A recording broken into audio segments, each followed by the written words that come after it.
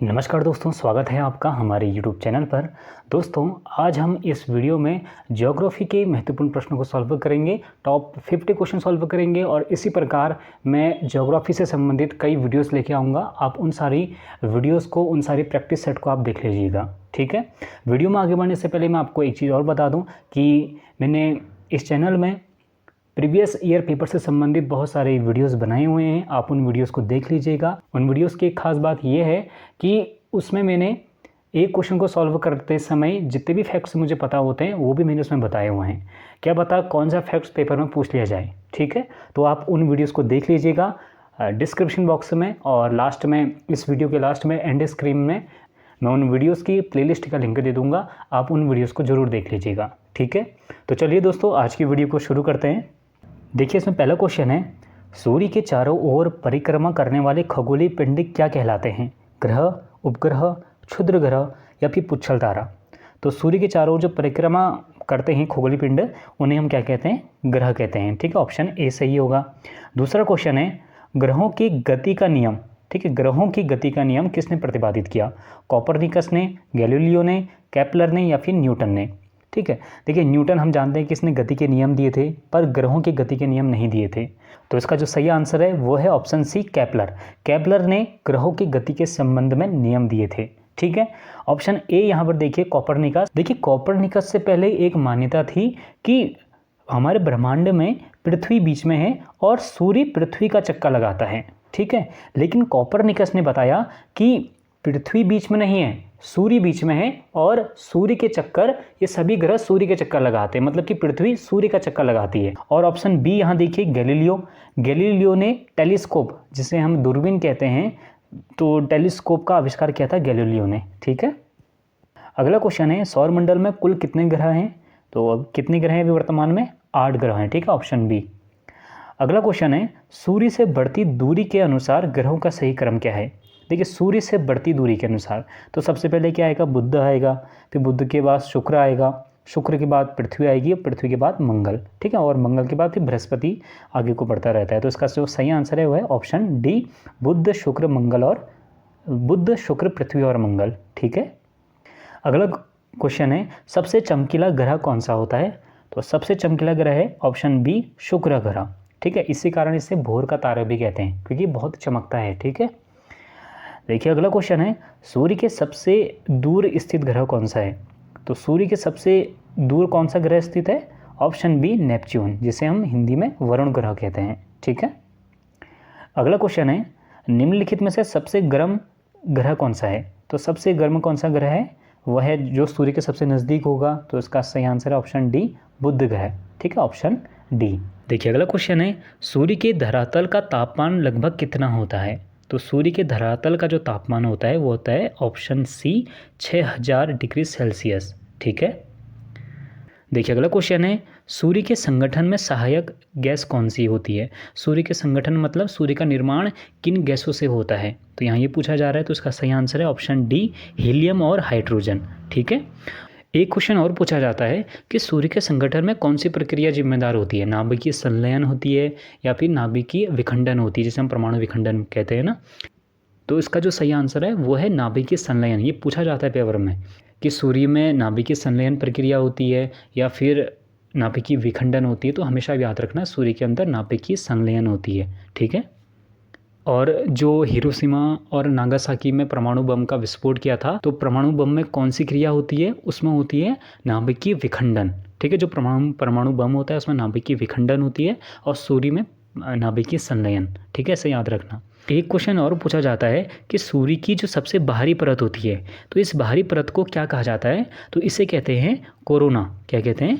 Corona, ठीक है। इसे भी याद रख लेना, क्वेश्चन पूछा गया है पहले पेपर में। अगला क्वेश्चन है, बिना उपग्रह वाले ग्रह कौन से होते हैं, कौन से हैं? तो जिसके उपग्रह नहीं है ऐसा ग्रह कौन से हैं? एक है बुध और एक शुक्र, ठीक है, ऑप्शन डी। अगला क्वेश्चन है, सूर्य के प्रकाश को पृथ्वी पर पहुंचने में लगभग कितना समय लगता है?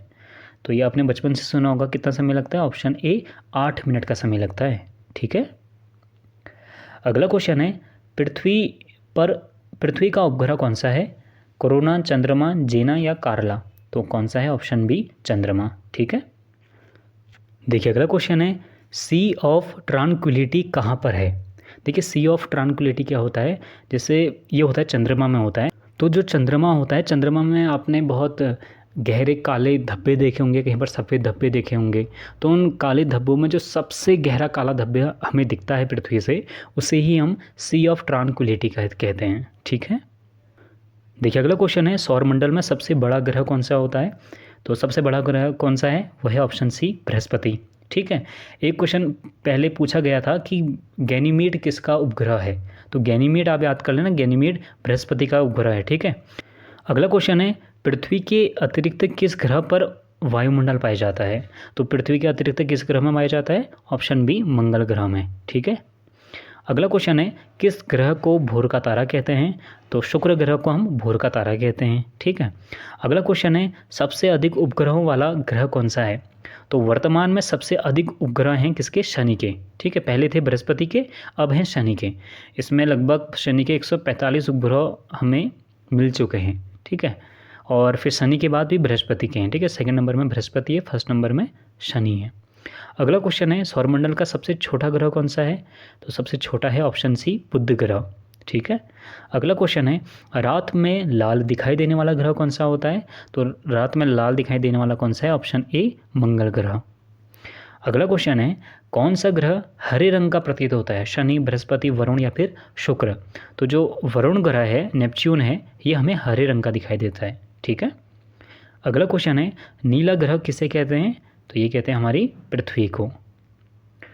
अगला क्वेश्चन है, सूर्य से पृथ्वी की दूरी कितनी है? तो जो इसका सही आंसर है वो है ऑप्शन ए 149 मिलियन किलोमीटर है। ठीक है, और हम इसको लगभग 15 करोड़ कह देते हैं, 15 करोड़ किलोमीटर कह देते हैं, लेकिन ये पूरा 15 करोड़ नहीं है, ये है 14.9 करोड़ किलोमीटर है। ठीक है, तो 149 मिलियन किलोमीटर याद रख लेना।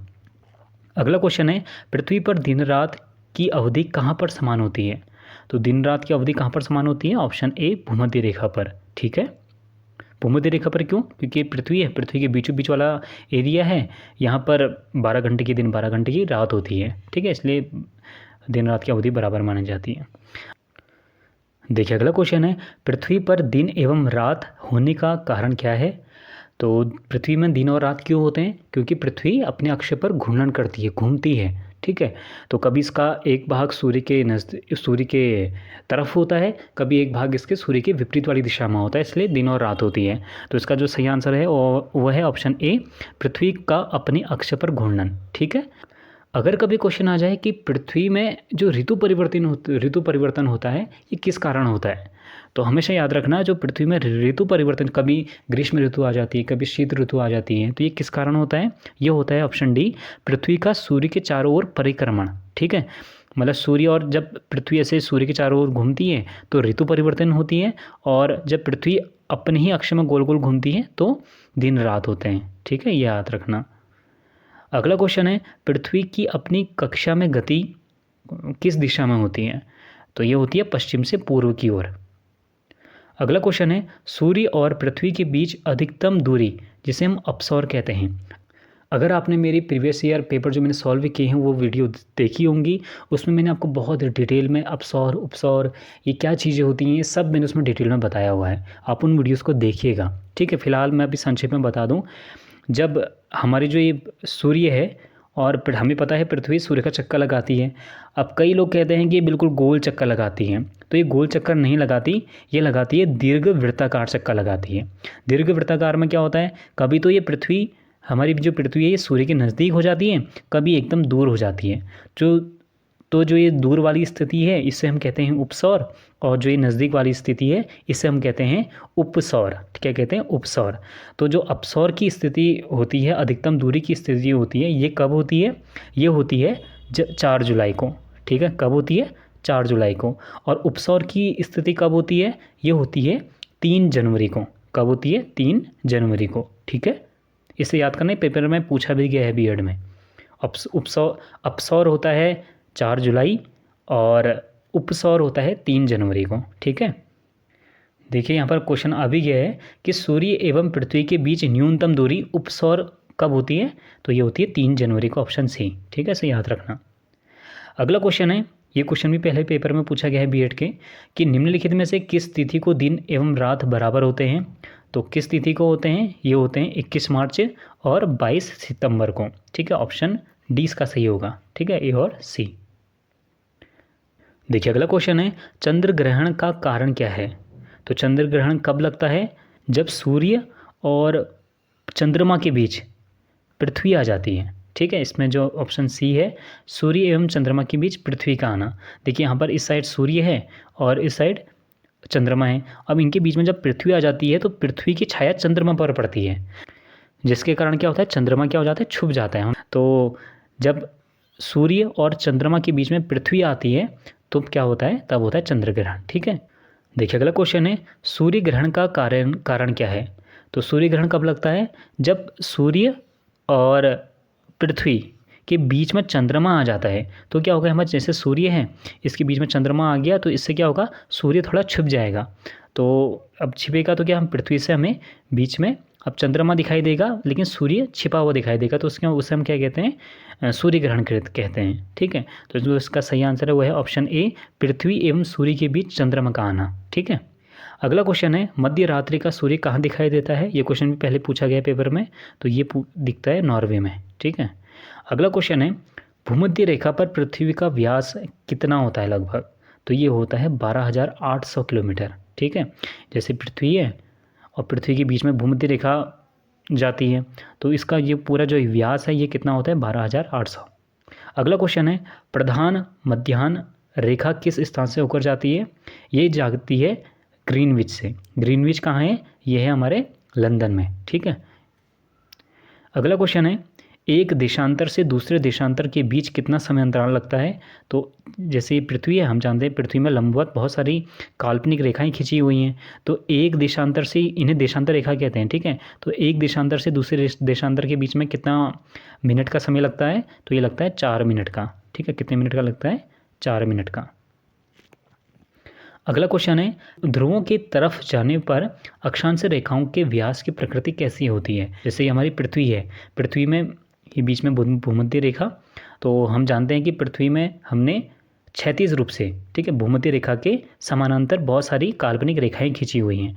तो जब ये भूमध्य रेखा है, ये ध्रुव हैं, जब हम भूमध्य रेखा से ऊपर को ध्रुव की ओर जाएंगे तो क्या होगा? ये अक्षांश रेखाएं घट रही हैं ना, तो जो इसका सही आंसर है वो क्या है? ऑप्शन बी, घटती हैं। जब ध्रुवों की तरफ जाने पर अक्षांश रेखाओं का व्यास की प्रकृति कैसी होती है? ये घटती हैं। ठीक है, अगला क्वेश्चन है, किस ग्रह को पृथ्वी की बहन कहा जाता है?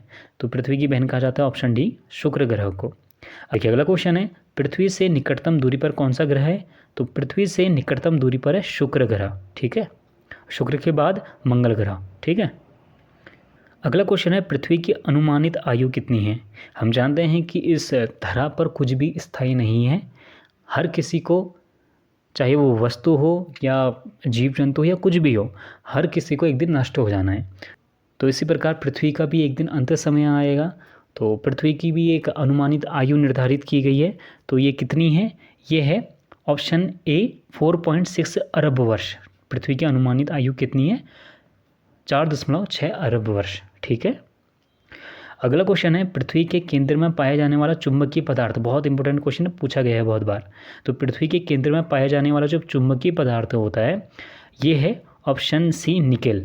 ठीक है, हम जानते हैं ना कि पृथ्वी के केंद्र में, जो पृथ्वी का केंद्र से हम क्रोड कहते हैं, यहाँ पर नीफे, आपने अगर सुना होगा नीफे, निकिल और लोहा। ठीक है, तो निकिल और लोहा बहुत मात्रा में पाया जाता है, तो इसी कारण इस क्षेत्र की चुंबकीय शक्ति बहुत ज़्यादा बढ़ जाती है। तो यहाँ पर यही पूछा गया है कि पृथ्वी के केंद्र में पाए जाने वाला चुंबकीय पदार्थ सबसे ज़्यादा मात्रा में कौन सा होता है? निम्न जो ऑप्शन दिए गए हैं इसमें है निकेल। ठीक है, अगला क्वेश्चन है, पृथ्वी की ऊपरी परत को क्या कहते हैं? तो पृथ्वी की ऊपरी परत को, जिस परत में हम चलते हैं, ठीक है, इसे कहते हैं हम भू परपटी, क्रस्ट कहते हैं।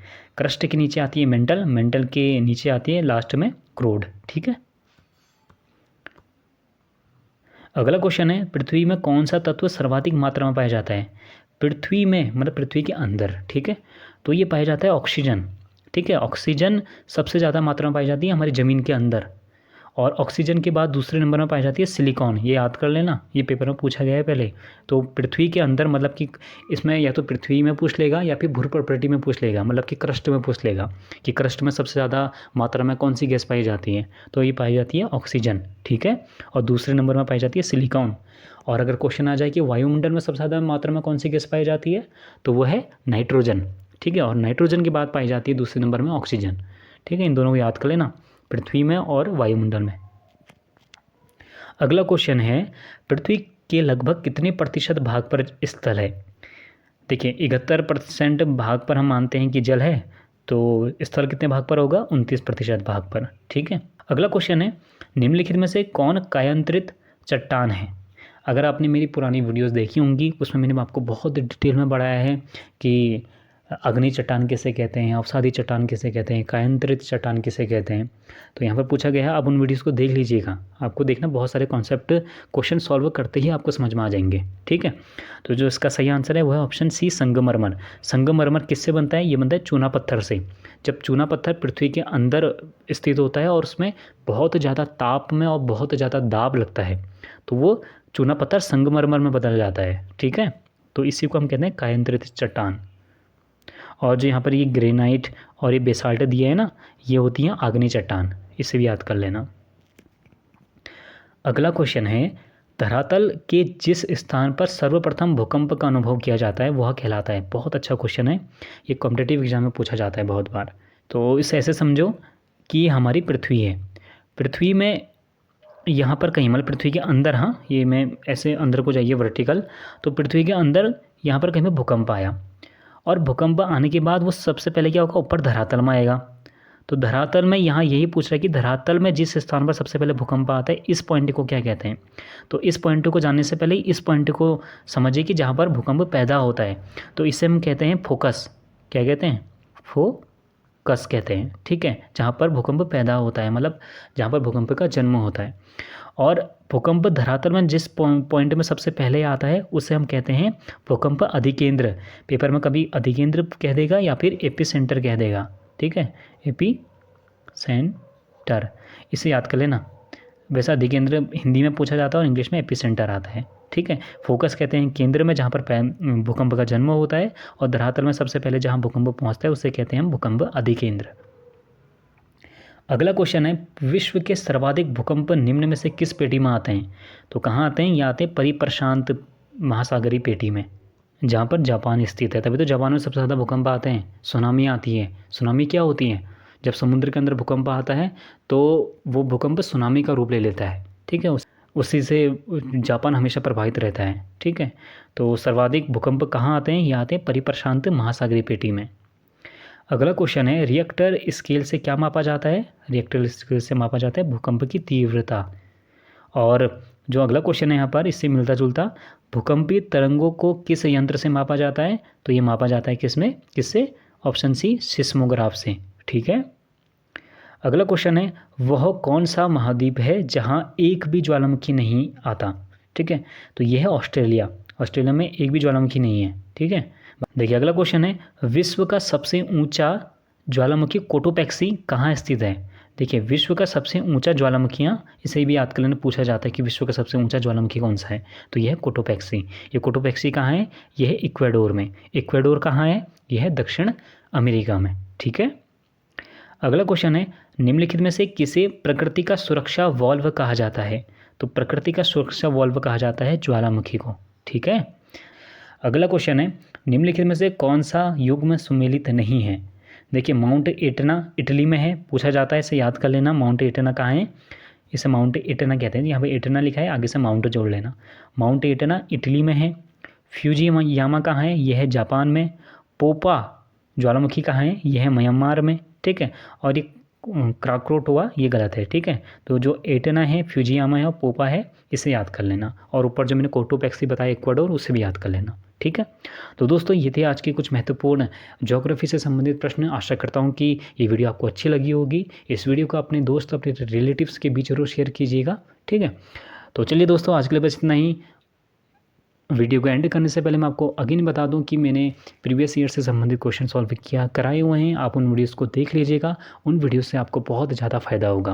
और आपकी कोई भी क्वेश्चन हो, कोई भी आपकी क्वेरी हो तो आप मुझसे कमेंट बॉक्स में पूछ सकते हैं। टेलीग्राम ग्रुप का मैंने लिंक डिस्क्रिप्शन बॉक्स में दिया हुआ है, आप मुझसे टेलीग्राम ग्रुप के द्वारा भी जुड़ सकते हैं। ठीक है, तो चलिए दोस्तों, आज के लिए बस इतना ही। मिलते हैं अगली वीडियो में। हमसे जुड़ने के लिए थैंक यू सो मच।